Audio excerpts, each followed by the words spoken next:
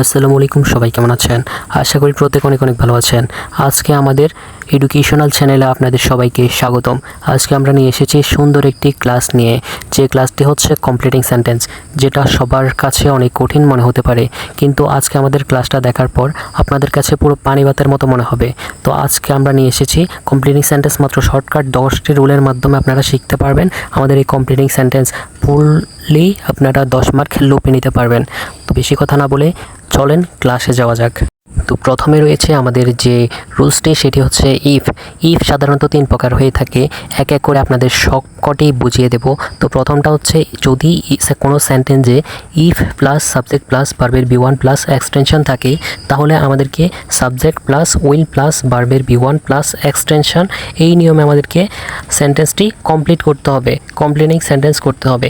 আবারও বলে দিই, সাবজেক্ট প্লাস ইফ যুক্ত সেন্টেন্সে ই প্লাস সাবজেক্ট প্লাস ভার্বের বি1 প্লাস এক্সটেনশন থাকলে এই নিয়মে করতে হবে। আমরা একটি উদাহরণ দিয়েছি, সেটি হচ্ছে if I get a visa.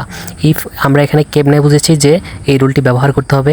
এখানে উপরে সূত্রের সাথে মিলান, ইফ আছে, তারপরে হচ্ছে সাবজেক্ট আই আছে, গেট হচ্ছে ভার্বের বি1 আর এক্সটেনশন এই ভিসা আছে। তো আমরা এখানে উত্তর দিতে পারি আই উইল গো অ্যাব্রোড। যদি আমার কাছে ভিসা থাকতো আমি বিদেশ যেতাম, I will go abroad. Will এসেছে, আমরা আই দিয়েছি সাবজেক্ট, আর ভার্বের বি1 উইল এখানে সূত্র অনুযায়ী বসাতে হবে।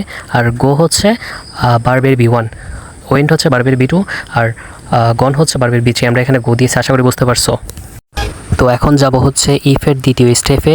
ইফের দ্বিতীয় স্টেপে রয়েছে, যদি কোনো সেন্টেন্সে ইফ প্লাস সাবজেক্ট প্লাস ভার্বের বি2 থাকে, তাহলে আমাদেরকে সেন্টেন্সটি এভাবে করতে হবে, ইফ প্লাস উড প্লাস ভার্বের বি1 প্লাস এক্সটেনশন। প্রথমটা ছিল ই প্লাস সাবজেক্ট প্লাস ভার্বের বি1, আর এটা হচ্ছে ই প্লাস সাবজেক্ট প্লাস ভার্বের বি2।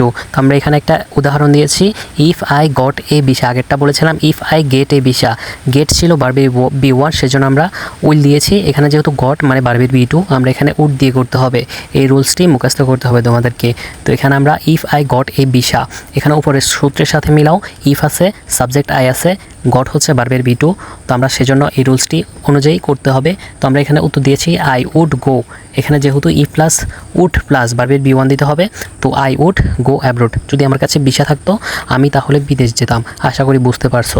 তো এখন রয়েছে ইফের তৃতীয় স্টেপ, মানে লাস্ট স্টেপ। তো এখানে বলা আছে যে, যদি সেন্টেন্সের শুরুতে অথবা ইফযুক্ত সেন্টেন্সে যদি আমরা দেখতে পাই যে ই প্লাস সাবজেক্ট প্লাস ভার্বের বি3 প্লাস এক্সটেনশন থাকে, প্রথমটা ছিল ভার্বের বি1, এটা তারপরেরটা ছিল ভার্বের বি2, এখনটা হচ্ছে ভার্বের বি3। তো আমরা এইভাবে করতে হবে, ই প্লাস উড হ্যাভ, যদি ভার্বের বি3 যুক্ত ইফযুক্ত সেন্টেন্স থাকে, তাহলে হচ্ছে ই প্লাস উড হ্যাভ প্লাস ভার্বের বি3 প্লাস এক্সটেনশন। ভালো করে দেখবা, if plus would have plus ভার্বের বি3 প্লাস এক্সটেনশন। আমরা একটা উদাহরণ দিয়েছি, if I got a visa, if I had got a visa. তো আমরা এখানে দেখেছি কি, দেখো সুন্দর করে বোঝা যাচ্ছে যে if I had got a visa, if তো আছে, আই হচ্ছে সাবজেক্ট, রুলসের সাথে মিলিয়ে দেখো আছে, তারপরে হ্যাড গট এটা হচ্ছে ভার্বের বি3, সেজন্য আমরা এখানে এই ভার্বের বি3 উড হ্যাভ ব্যবহার করেছি। আশা করি তোমরা বুঝতে পারছো ইফের পুরো ব্যবহারটা। তোমরা স্কিপ না করে ফুল ভিডিও দেখবা, তাহলে বুঝতে পারবা। তো আমরা প্রথম রুল ইফের রুল শেষ করে এখন দ্বিতীয় রুলসে আমরা চলে এসেছি, সেটা হচ্ছে সো দ্যাট অথবা ইন অর্ডার দ্যাট, যার অর্থ হচ্ছে যাতে। তো আমরা এখানে সো দ্যাট অথবা ইন অর্ডার দ্যাট যদি কোনো সেন্টেন্সে দেখতে পাই, তাহলে আমরা রুলস এভাবে করতে হবে, সাবজেক্ট প্লাস ক্যান অথবা কুড প্লাস ভার্বের বি1। তো আমরা ক্যান কোথায় বসাবো আর কুড কোথায় বসাবো সেটা আমরা পাশে লিখে দিয়েছি। যদি সেন্টেন্সে ভার্বের বি1 হয়, মানে সেন্টেন্সটি যদি ভার্বের বি1 হয়, তাহলে ক্যান ব্যবহার করব, সাবজেক্ট প্লাস ক্যান প্লাস ভার্বের বি1। আর যদি সেন্টেন্সটি ভার্বের বি2তে থাকে, তাহলে আমরা ব্যবহার করব হচ্ছে সাবজেক্ট প্লাস কুড। ভার্বের বি1 হলে ক্যান, ভার্বের বি2 হলে কুড। আমরা এখানে এক্সাম্পল দিয়েছি। প্রথমে হচ্ছে ক্যানেরটার জন্য উই ইট সো দ্যাট। তো আমরা এখানে আনস দিতে পারি, we can live survive. We eat হচ্ছে পাস্ট ফর্ম, মানে ভার্বের বি1, সেহেতু আমরা ক্যান ব্যবহার করেছি। আর দ্বিতীয়টা হচ্ছে we at so that, at হচ্ছে ভার্বের বি2, মানে সেকেন্ড ফর্ম। তো আমরা এখানে সেজন্য ব্যবহার করেছি হচ্ছে কুড। তো আমরা এখানে example, we at so that, এখানে আনসার দিয়েছি উই কুড লাইভ সার্ভাইভ। আশা করি বুঝতে পারছো। তো তারপর আছে হচ্ছে আমাদের দো অলদো, তৃতীয় রুলস দো অলদো, যার অর্থ হচ্ছে যদিও। দো অলদো রুলস হচ্ছে সবচেয়ে সহজ আমি মনে করি, এবং তোমাদের কাছেও সবচেয়ে সহজ লাগবে। এটি হচ্ছে সেন্টেন্সটি যদি তোমরা পজিটিভ দেখো তাহলে সেন্টেন্সটিকে তোমরা নেগেটিভ করে ফেলবা, আর যদি সেন্টেন্সটিকে নেগেটিভ দেখো তাহলে সেন্টেন্সটিকে তোমরা পজিটিভ করে ফেলবা, এটাই কাজ শেষ। তারপর আমরা একটা এক্সটেনশন দিয়েছি, এক্সাম্পল দিয়েছি, সেটা হচ্ছে দো হি ইজ পুয়ার, যদিও সে গরিব, এটি হচ্ছে নেগেটিভ, সে গরিব, এটি হচ্ছে নেগেটিভ। তো আমরা এখন পজিটিভ করতে হবে, হি ইজ অনেস্ট, সে খুব সৎ, যদিও সে গরিব সে খুব সৎ। তারপরে হচ্ছে দো হি নো ইংলিশ, যদিও সে ইংলিশ জানে, এটি হচ্ছে পজিটিভ, সে ইংলিশ জানে, এটি হচ্ছে পজিটিভ। তারপরে আমরা নেগেটিভ করতে হবে, হি ক্যানট স্পিক ইংলিশ, সে ইংলিশ বলতে পারে না। নেগেটিভ ছিল পজিটিভ ছিল, আমরা নেগেটিভ করেছি, নেগেটিভ ছিল পজিটিভ করেছি, আশা করি তোমরা বুঝতে পারছো। তো তারপর আছে চতুর্থ রুলস, এটি হচ্ছে আরও সহজ, লেস্ট নতুবা, যার অর্থ হচ্ছে নতুবা। এর স্ট্রাকচার খুবই সহজ, সাবজেক্ট প্লাস শুড প্লাস ভার্বের বি ওয়ান, ভার্বের প্রেজেন্ট ফর্ম আর কি। তো এটি খুব সহজ, তোমরা সহজে মনে রাখতে পারবা, সাবজেক্ট প্লাস শুড প্লাস ভার্বের বি ওয়ান। তো আমরা একটা এক্সাম্পল দিয়েছি, সেটা হচ্ছে ওয়াক ফাস্ট লেস্ট, তাড়াতাড়ি হাঁটো। তো আমরা এখানে শুড সাবজেক্ট প্লাস লেস্ট, যেহেতু লেস্ট আছে এখানে, তার মানে আমরা এই রুলসটি দিয়ে আমাদের করতে হবে। সাবজেক্ট আমাদের প্রথমে সাবজেক্ট নিতে হবে রুলস অনুযায়ী, তো সাবজেক্ট ইউ নিয়েছি, তারপরে রুলস অনুযায়ী শুড নিতে হবে, শুডও নিয়েছি, তারপরে হচ্ছে ভার্বের বি ওয়ান, মিস হচ্ছে ভার্বের বি ওয়ান। তো আমরা এই রুলস অনুযায়ী আমরা বাক্যটি সম্পূর্ণ করলাম, you should miss the class, না হয় তুমি অথবা নতুবা তুমি ক্লাসটি মিস করবে, তাড়াতাড়ি হাঁটো। আশা করি বুঝতে পারছো। তারপরে রয়েছে রুলস নাম্বার 5, এটি হচ্ছে অ্যাজ ইফ অথবা অ্যাজ দো, যার অর্থ হচ্ছে যেন। তো সেন্টেন্সটিকে যদি তোমরা ভার্বের বি ওয়ানে দেখো, মানে সেন্টেন্সটি যদি ভার্বের বি ওয়ানে থাকে তাহলে তোমরা করতে হবে হচ্ছে সাবজেক্ট প্লাস ওয়ার অথবা knew plus extension, subject plus were অথবা নিউ প্লাস এক্সটেনশন। আর যদি তোমরা ভার্বের বি টুতে দেখো সেন্টেন্সটি, তাহলে হচ্ছে হ্যাড প্লাস ভার্বের বি থ্রি। তো ভার্বের বি ওয়ানে দেখলে হচ্ছে ওয়ার অথবা সাবজেক্ট প্লাস ওয়ার অথবা নিউ প্লাস এক্সটেনশন, আর যদি ভার্বের বি টুতে দেখো তাহলে হচ্ছে হ্যাড প্লাস ভার্বের বি থ্রি। তো আমরা একটা এক্সাম্পল দিয়েছি, হি টক অ্যাজ ইফ, যেহেতু অ্যাজ ইফ আছে অথবা অ্যাজ দো যদি থাকতো তাহলেও সেম রুলস ব্যবহৃত হতো, যার অর্থ হচ্ছে যেন। তো আমরা এখানে দেখতে পাচ্ছি যে হচ্ছে অ্যাজ ইফ আছে, তার মানে অ্যাজ ইফের রুলস করতে হবে। এখানে আমাদেরকে দেখতে হবে এটি কোন ফর্মে আছে, ভার্বের বি ওয়ান নাকি ভার্বের বি টু নাকি ভার্বের বি থ্রি। তো আমরা এখানে দেখতে পাচ্ছি টক্স, এটি হচ্ছে ভার্বের বি ওয়ান। যদি টক থাকতো ইডি থাকতো তাহলে হচ্ছে ভার্বের বি টু অথবা বি থ্রি আমরা ধরে নিতাম। এখন যেহেতু এস বা ইয়েস আছে তার মানে এটা হচ্ছে ভার্বের বি ওয়ান। তো আমরা এখানে রুলস সূত্র অনুযায়ী এখানে আমাদেরকে বাক্যটি সম্পূর্ণ করতে হবে, কমপ্লিট করতে হবে, কমপ্লিটিং সেন্টেন্সকে কমপ্লিট করতে হবে। তো আমরা এখানে he talked as if he knew everything. আশা করি তোমরা বুঝতে পারছো, আমার কথাটা সহজে বুঝিয়ে বলছি, বোঝারই কথা। তারপরে রয়েছে আমাদের রুলস নাম্বার 6, যেটি হচ্ছে no sooner had. No sooner হ্যাডের অর্থ হচ্ছে করতে না করতেই, খেতে না খেতেই, যেতে না যেতেই, মানে এভাবে অনেকগুলো অর্থ বহন করে। তো আমরা এখানে দিয়েছি হচ্ছে করতে না করতে। তো এটির স্ট্রাকচার হচ্ছে দেন প্লাস সাবজেক্ট প্লাস ভার্বের B one B two plus extension, then plus subject plus ভার্বের বি টু প্লাস এক্সটেনশন।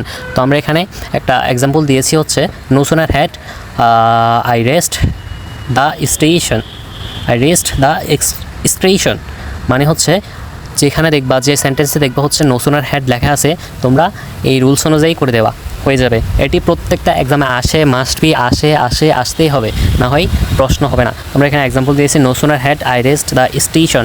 তো আনস হচ্ছে then the train left, then the train left. এখানে দেন কেন দিয়েছি, ওই যে সূত্রের দেন, তারপর হচ্ছে সাবজেক্ট হচ্ছে দ্য, আর বি টু ট্রেনের বি টু ট্রেন, ভার্বের বি ওয়ানও ট্রেন, ভার্বের বি টুও ট্রেন, ভার্বের বি থ্রিও ট্রেন। যদি আমরা বাস হতো তাহলে ভার্বের বি ওয়ানও বাস, কারণ কোনো যানবাহন কোনো ব্যক্তি এগুলো যদি ভার্বের বি ওয়ান অথবা বি টু ধরতে হয় তাহলে হচ্ছে এখানে যেটি আছে সেটি ভার্বের বি ওয়ানে যেটা, ভার্বের বি টুতে যেটা, ভার্বের বি থ্রিতেও সেটা। আশা করি তোমরা বুঝতে পারছো। তারপরে রয়েছে হচ্ছে আমাদের রুলস নাম্বার 7, যার নাম হচ্ছে অ্যাজ সুন অ্যাজ এর অর্থ হচ্ছে করতে না করতেই, খেতে না খেতেই, যেতে না যেতেই। অ্যাজ সুন অ্যাজ আর নো সুনার হ্যাড প্রায় সেম অর্থ বহন করলেও শুধুমাত্র একটি ভিন্নতার কারণে দুটি ভিন্ন। শুধু অ্যাজ সুন অ্যাজে দেন নাই পাস্টে, দেন প্লাস সাবজেক্ট ছিল হচ্ছে নো সুনার হ্যাডে, এখানে হচ্ছে দেন নাই, শুধু এটি ডিফারেন্ট, আর পুরো রুলসটা এক। তোমরা মিলিয়ে দেখো। তো আমরা এখানে যদি কোনো সেন্টেন্সে অ্যাজ সুন অ্যাজ দেখো তাহলে তোমরা করবো হচ্ছে সাবজেক্ট প্লাস ভার্বের বি টু প্লাস এক্সটেনশন। তো শুধু এটা জানলে হবে, তুমি একে এক পেয়ে যাবা কমপ্লিটিং সেন্টেন্স যদি এই অ্যাজ সুন অ্যাজের আসে। আর সম্পূর্ণ রুল মুখস্থ করলে তো 10/10 পাবা ইনশাআল্লাহ, মাস্ট বি পাবা ইনশাআল্লাহ যদি তোমরা আয়ত্ত করে নিতে পারো। তো আমরা এখানে স্ট্রাকচার দিয়েছি হচ্ছে এক্সাম্পল দিয়েছি হচ্ছে as soon as the teacher come, as soon as the teacher come, যেহেতু অ্যাজ সুন অ্যাজ আছে, অ্যাজ সুন অ্যাজ দ্বারা আমরা রুলসটি করতে হবে অ্যাজ সুন অ্যাজের। তো এখানে আমরা দিয়েছি as soon as the teacher come, যখন টিচার আসলো। তো আমরা এখানে প্রথমে নিতে হবে সাবজেক্ট নিয়েছি দ্য স্টুডেন্টস। স্টুডেন্ট তো একজন হয় না, তাই স্টুডেন্টস দিয়েছে, ক্লাসে তো একজন থাকে না, তাই দ্য স্টুডেন্টস। আর ভার্বের বি টু হচ্ছে বিকেম, যদি বিকাম নিতাম তাহলে হচ্ছে ভার্বের বি ওয়ান, যেহেতু বি টু বলছে এখানে আমাদের সূত্র অনুযায়ী, তো আমাদেরকে এখানে ভার্বের বি টু বিকেম নিতে হবে। তারপর হচ্ছে সাইলেন্ট, মানে হচ্ছে এক্সটেনশন, বাকি অংশ। আশা করি তোমরা বুঝতে পারছো। তারপর রয়েছে আমাদের রুলস নাম্বার 8, যার নাম হচ্ছে টিল অথবা আনটিল। যদি কোনো সেন্টেন্সে তোমরা টিল অথবা আনটিল দেখো, তাহলে আমাদের এই স্ট্রাকচার অনুযায়ী করলে তোমরা একে এক পেয়ে যাবা। তোমরা যদি কোনো সেন্টেন্সে টিল আনটিল দেখো, তাহলে হচ্ছে লিখবা হচ্ছে সাবজেক্ট প্লাস ভার্বের বি ওয়ান অথবা বি টু প্লাস এক্সটেনশন। তো এখন হচ্ছে কথা হচ্ছে ভার্বের বি ওয়ান কখন লিখবা, ভার্বের বি টু কখন লিখবা, এটা নিয়ে কনফিউজড হয়ে যাবা। তো যদি সেন্টেন্সটি ভার্বের বি ওয়ানে থাকে তাহলে বি ওয়ান দিয়ে করতে হবে, আর যদি সেন্টেন্সটিকে দেখো তোমরা ভার্বের বি টুতে আছে, মানে ফার্স্ট ফর্মে আছে, তাহলে হচ্ছে তোমরা ভার্বের বি টু দিয়ে করবা। এটাই বি ওয়ান থাকলে বি ওয়ান, বি টু থাকলে বি টু। তো এক্সাম্পল দিয়েছে just wait till I come, just wait till I come. আশা করি বুঝতে পারছো। তো এরপর রয়েছে আমাদের সেকেন্ড লাস্ট রুলস নাম্বার 9, যার নাম হচ্ছে আনলেস, যার অর্থ যদি কোনো সেন্টেন্সে তোমরা আনলেস দেখো, তাহলে তোমরা এভাবে করতে হবে সাবজেক্ট প্লাস উইল প্লাস ভার্বের বি ওয়ান প্লাস এক্সটেনশন।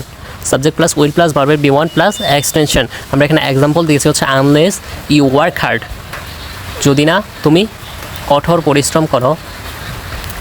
আনস দিয়েছি, যেহেতু আমরা সাবজেক্ট নিতে হবে, সাবজেক্ট হচ্ছে ইউ নিয়েছি, উইল তো দিতে হবে রুলস অনুযায়ী, উইলও নিয়েছি, ভার্বের বি ওয়ান। যদি ফেইল্ড দিতাম তাহলে হচ্ছে ভার্বের বি টু হয়ে যেত। আমরা ফেল নিয়েছি, fail in the exam, extension in the exam. আশা করি তোমরা বুঝতে পারছো, পরেরটা বলা লাগবে না, তোমরা বুঝে নিও। তো এখন রয়েছে আমাদের একদম সর্বশেষ রুলস, যেটি হচ্ছে 10 নম্বর রুলস নাম্বার 10, আর যার নাম হচ্ছে it is time, it is high time, it is that time, it is আরও অনেক কিছু থাকতে পারে। ইট ইজ টাইম সম্পর্কে আর কি তোমরা যদি এরকম দেখো, তাহলে হচ্ছে তোমরা এভাবে করবে। বেশিরভাগ থাকে ইট ইজ হাই টাইম অথবা ইট ইজ টাইম দিয়ে তোমরা করতে হবে সাবজেক্ট প্লাস ভার্বের বি টু প্লাস এক্সটেনশন। যদি কোনো সেন্টেন্সে এগুলো দেখো সাবজেক্ট প্লাস ভার্বের বি টু প্লাস এক্সটেনশন, আমরা এখানে এক্সাম্পল দিয়েছি ইট ইজ হাই টাইম, এখনই উপযুক্ত সময়। যেহেতু ইট ইজ হাই টাইম লেখা আছে, তো আমরা এখানে কী করতে হবে, সাবজেক্ট নিতে হবে স্ট্রাকচার অনুযায়ী। সাবজেক্ট নিয়েছে হচ্ছে ইউ, আর ভার্বের বি টু নিতে হবে। যদি আমরা স্টার্ট দিতাম তাহলে হচ্ছে ভার্বের বি ওয়ান হতো, যেহেতু ভার্বের বি টু বলছে, তার মানে আমাদেরকে স্টার্টেড ইডি যোগ করতে হবে। স্টার্টেড ইডি হয়ে গেল ওয়ার্ক, দ্য ওয়ার্ক, এটা হচ্ছে extension. It is high time, এখনই উপযুক্ত সময়।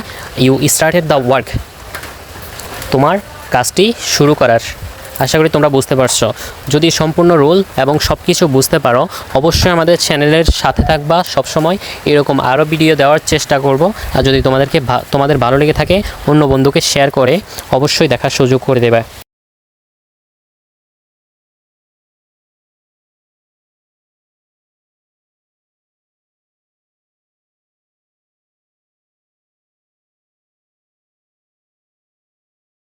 আসসালামু আলাইকুম।